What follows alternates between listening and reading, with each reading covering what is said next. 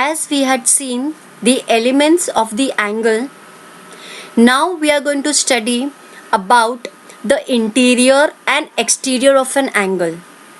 The inner region of an angle is called as the interior of an angle, and the outer region, the outer part of an angle, is called as an exterior of an angle.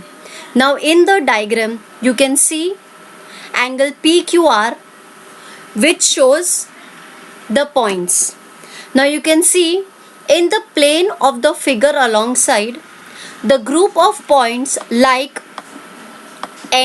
point N, point M, point T, point O, which are not on the arms of the angle. They form the interior of the angle PQR. Now I'll repeat the points point O, N, M and T.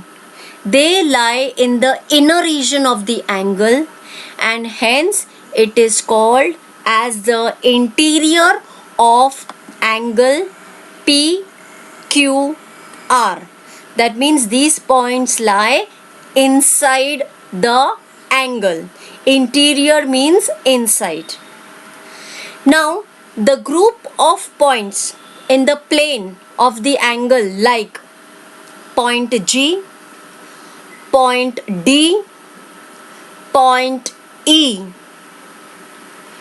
they are not on the arms of the angle, nor they are in the inner region.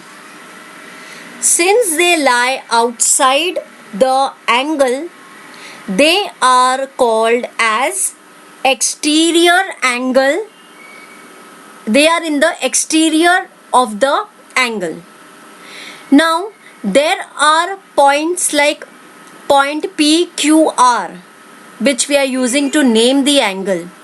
These points lie on the arms of the angle.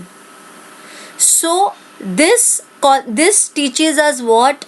Those points which are inside lie in the interior of an angle. Points which are outside, they lie in the exterior of an angle, and points which are on the arms of the angle, they are present on the arm of the angle, on the angle.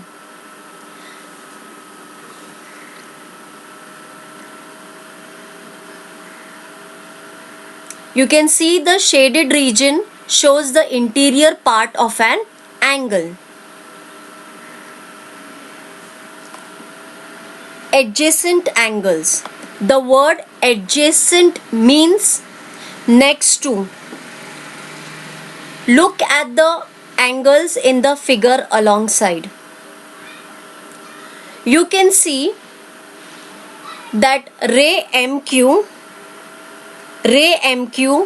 is a common arm of the angles BMQ and QMD, while M is their common vertex. Now in this diagram you can see M is the common vertex and ray MQ. See how I am calling the ray MQ. It cannot be called as QM because the end point is M. So ray MQ is the common arm of the angle. Now angle BMQ and angle QMD, they have two things common. One is point M, the common vertex, and the ray MQ. Interior of these angles do not have a single common point. Now you can see angle BMQ and angle QMD, they have separate interiors. Adjacent means next to, so they can also be said neighboring angles. Such angles are called as adjacent angles. Now you can see we can call angle BMQ and angle QMD as adjacent angle because MQ is the common arm, vertex is common, but the condition is that their interiors should be separate. So what we conclude is adjacent angles have one common arm and the other arms lie on opposite sides of the common arm. You can see MQ is common and the other rays are on the opposite sides of the common arm and they have a common vertex. So the condition for adjacent angles are they should have a common arm, they should have a common vertex, but adjacent angles should have a separate interior. Only when they have a separate interior, they are said to be adjacent angles. Now look in the diagram. In the given figure, MB is common arm of the angles DMD and BMQ. MB is common. But what is the difference you see?